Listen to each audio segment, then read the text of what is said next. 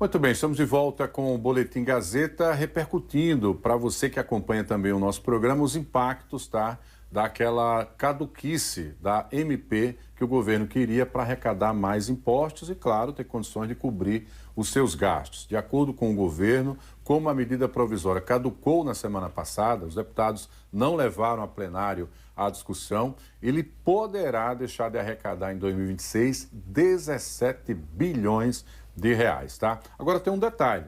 Essa decisão fez com que também as regras que taxavam aplicações financeiras em fintechs sofressem algumas alterações, pelo menos para agora. Já haviam sido retirados do texto os dispositivos que aumentavam essa alíquota sobre bets e também taxavam investimentos que hoje são isentos. Para a gente entender detalhes do que é que representa essa mudança, a gente vai buscar a consultoria da Andressa Targino, que é advogada tributarista. O governo tem um argumento importante, que é o do que tem que arrecadar para poder cobrir os seus gastos, não são poucos.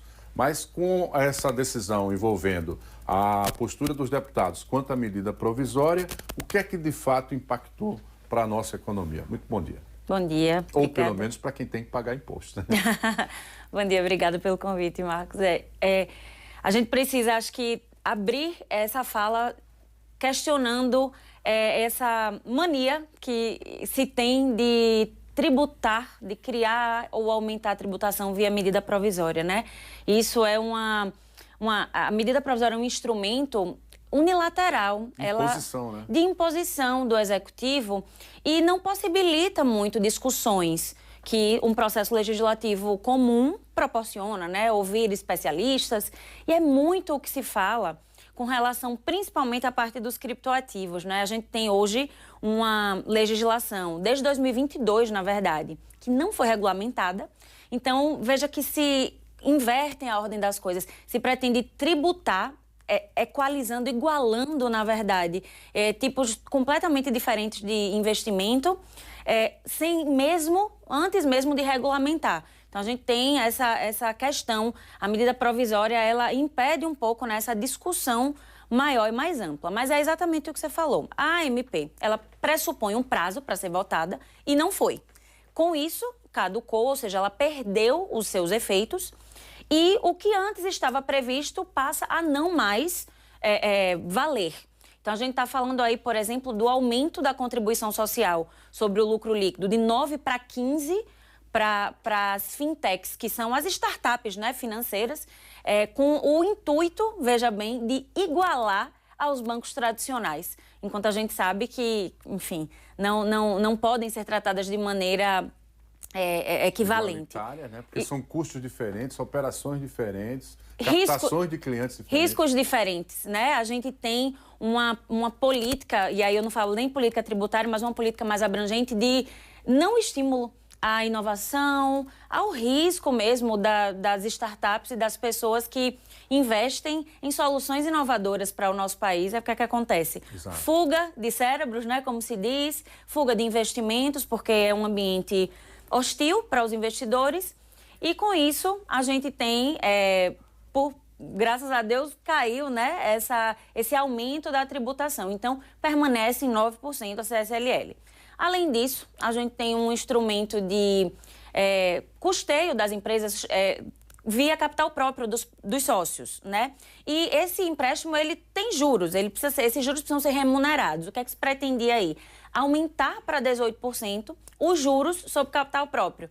Então, o que é que qual é a questão aí? Sendo mais tributado esses juros, inibe que o sócio coloque o dinheiro na sua própria empresa e recorra a terceiros, que seriam enfim, as instituições financeiras. Os próprios bancos, né? Entrar na ciranda também. Agora, pelo que você me coloca, a própria medida provisória, ela cria uma incerteza jurídica, né? Porque isso que você está falando, você faz programações, deixa de fazer investimentos ou planeja fazê-los e, de repente, vem uma medida provisória que tem ali a ação imediata, sem debate público, com os técnicos, cria insegurança jurídica também.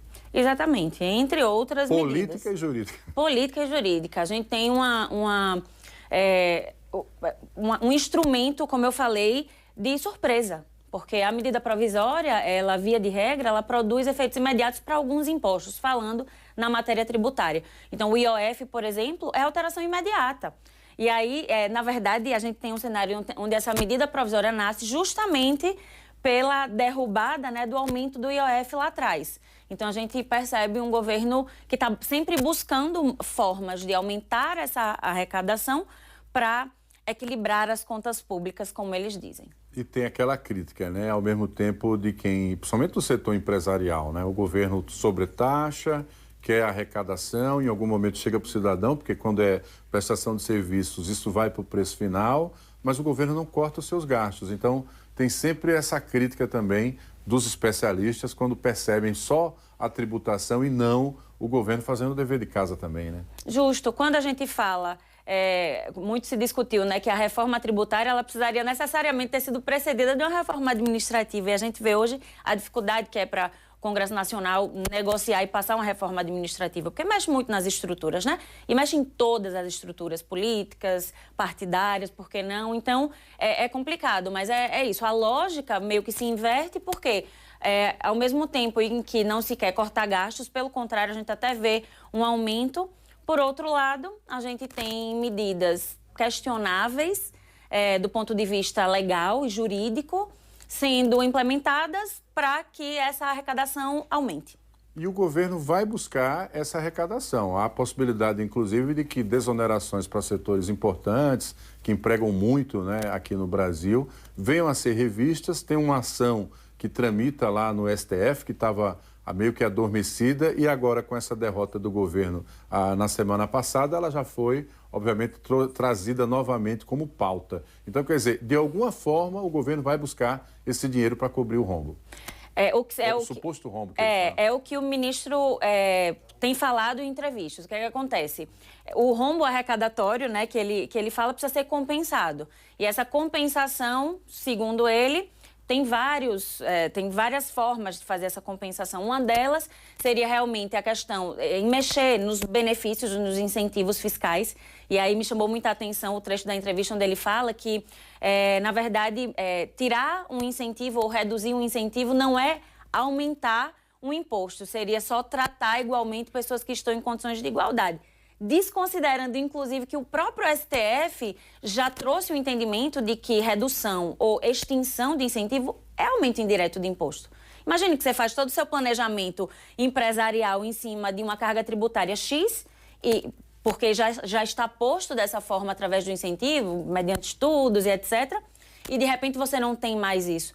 Então a gente precisa ter muita cautela, muita sensibilidade para tratar da questão dos incentivos. Além disso, ele falou na limitação das compensações tributárias.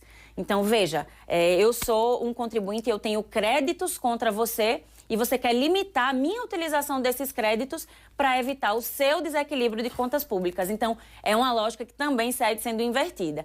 Então, a novela continua, a gente precisa aguardar as cenas dos próximos capítulos para entender de onde é que vai vir esse custeio da compensação do rombo arrecadatório. Existe alguma questão envolvendo o imposto de renda? Você tinha destacado aqui pouco antes que a gente também tem aí um percentual do imposto de renda que entra nessa discussão com a MP que caducou. Foi bom ou foi ruim para quem paga imposto?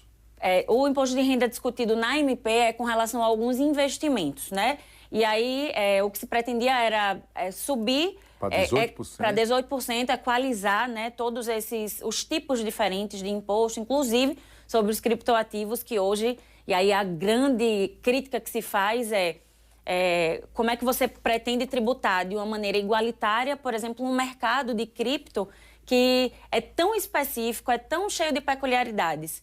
Então, o imposto de renda discutido na MP seria esse, com relação a alguns investimentos. Mas aí, com a caducidade, realmente a gente encerra essa discussão, pelo menos por hora. Agora, veja só, tá? A gente está no mesmo ano que começou com uma perspectiva de arrecadação, de tributação, se altera, claro, no primeiro momento aparece uma vantagem, mas cria incertezas para o próximo ano, o que significa dizer que pode ser também que venha algum novo tributo, ninguém sabe, né? Ou outra medida provisória, já que as medidas provisórias não têm espaço para não acontecer. Elas podem acontecer sempre que o Executivo considera importante fazê-las, principalmente quando o assunto envolve matéria financeira. E quando tiver mudança e a gente tiver dúvida, ela estará novamente aqui. Andressa Targino, advogada tributarista. Queria agradecer sua presença. Muito obrigado, Andressa. Eu que agradeço. Sempre um prazer e sempre à disposição. Para complementar esse papo de economia, depois do intervalo a gente fala de política. E política é com o Tiago Gomes. Não sai daí, que é daqui a pouco. Até já.